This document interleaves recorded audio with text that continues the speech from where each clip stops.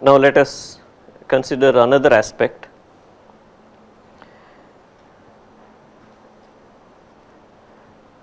Let us consider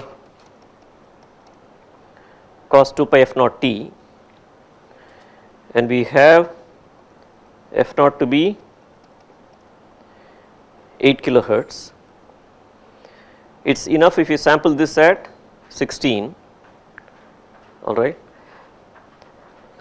So, just for this, to illustrate this point, let us assume the sampling frequency is 24 kilohertz,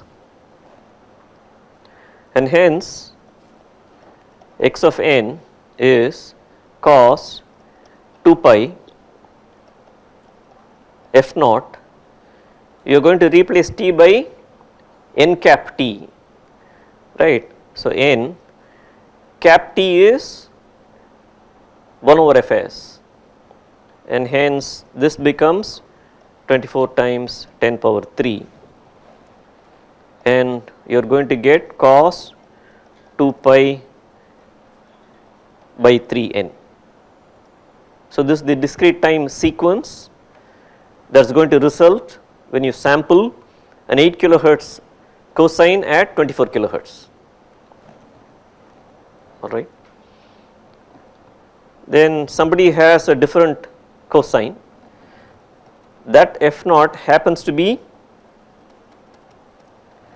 16 kilohertz, and that person chooses to sample the signal at 48 kilohertz, right. So, you have y of t to be cosine 2 pi f naught t, where f naught in this case happens to be 16 and sampled at 24, and if you look at the corresponding y of n, so this after all is cos 2 pi 16 times 10 to the 3, you are going to replace t by n cap t, n times cap t is 1 over fs, and this is 48 times 10 to the 3. This of course is cos 2 pi by 3 n, which is nothing but x of n, all right. And hence, if you look at the dt of t, be it either x of e to the j omega or y of e to the j omega. So, what is going to happen is, remember we are talking about the infinite duration sinusoid, you have infinite set of samples, and omega naught will be 2 pi by 3. So, the point about this is that given this spectrum, if I ask you what the original signal was, whether this was an 8 kilohertz sampled at 24 or 16 sampled at 48, you cannot tell. Therefore, given the fact that omega naught is 2 pi by 3, to what true analog frequency does this correspond to? That is this 8 kilohertz or 16? You cannot tell unless you have the sampling frequency information. So, going back from this to the true frequency, you need fs information, all right. So, this is again really, if you think about this, this is no surprise, because any frequency f naught which is in hertz, which is the true frequency, is going to get mapped to f naught by fs in the dTft domain, right. Because of this division by fs, you are normalizing things, and hence if you take 2 f naught and sample it to 2 fs, you will get the same value, which is exactly what is happening here. Therefore, to go from this dTft spectrum to the underlying true analog frequency in hertz, you need fs information, all right. And actually you have seen this exactly happen in your signals and systems course, right. So, this is not the first time you are encountering such a thing, and where is it that you were encountering the same thing in your signals and systems course?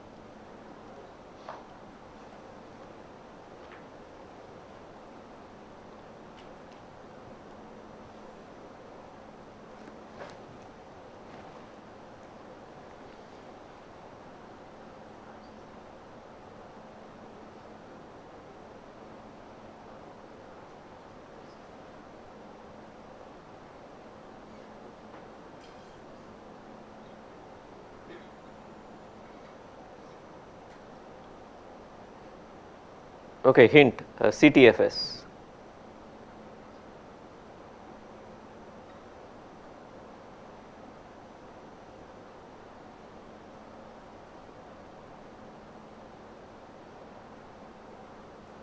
More hint, properties of Fourier series.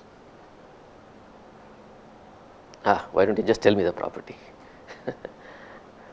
It's been so long ago since we learnt about Fourier series. 1 year is a long time, right? And now we are coming to the end of the semester, it's 1.5 years now. Okay, so what was happening there, you had x of t had Fourier series coefficients ak. What were the Fourier series coefficients of x of ct? ak. So, if you look at the Fourier series coefficients as a sequence of numbers, you will not be able to tell whether these coefficients corresponded to the Fourier series representation of x of t or x of ct, just as a sequence of numbers. However, if you plot this in the frequency domain with k, remember these are occurring at multiples of omega naught, and hence ak will in this case correspond to the location k omega naught, right. However, in this case this is the kth Fourier series coefficient, but it will occur at k times omega 1, because the periodicity of x of t and x of ct are different, and the fundamental frequency is 2 pi by cap t. Cap t is different in both cases, and hence this kth Fourier series component will occur at k times the fundamental frequency, but the fundamental frequency here is different, and hence as a sequence of numbers you will not be able to tell just from ak information whether it is the Fourier series representation of x of t or x of ct. You need the periodicity information to map k to the actual location and frequency. So, this is what is happening here is no different. You need the sampling frequency information for you to know what this normalized frequency corresponded to in terms of actual hertz. Yeah, question. In this case, we know that the amplitude of the electrical sinusoid is 1. Mm-hmm. So, in the Fourier domain, the peaks will have certain amplitudes proportional to fs. So, that we can put it. Yeah, that suppose I chose, this is a very good point you raise. Suppose my signal is this.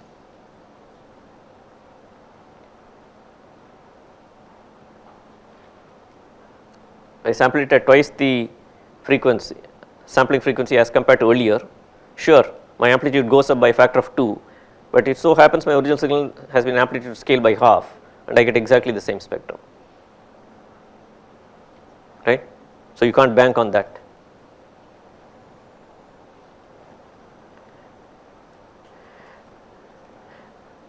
By the way, to give some insight as to why when you sample it at a higher frequency the amplitude goes up.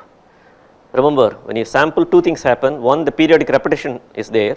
The other is amplitude scaling by 1 over t, right.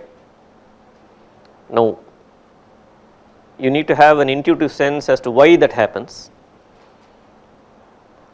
not merely relying on okay the formula says so, therefore I will take it because it is there in the formula.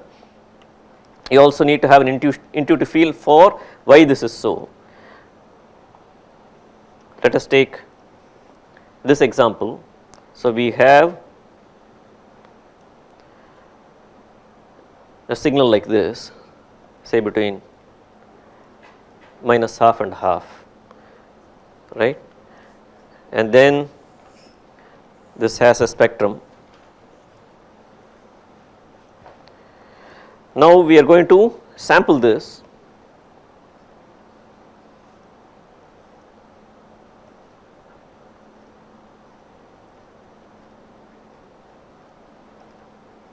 Right, and remember x of e to the j omega at omega equal to 0 is nothing but this.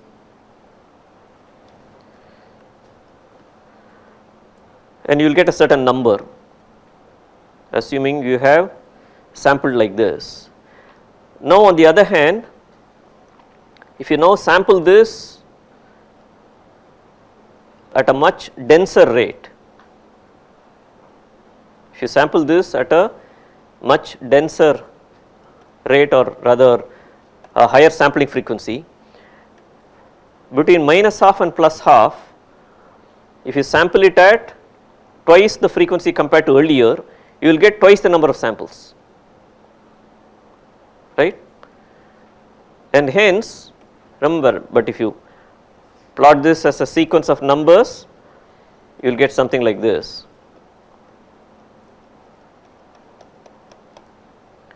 And now if you look at the spectrum at omega equal to 0, which is again the sum of all the sample values, now you will be summing up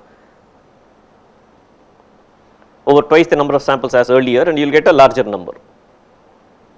So this is the intuition behind why that 1 over T scale factor makes sense. Alright, it is not just mere formula.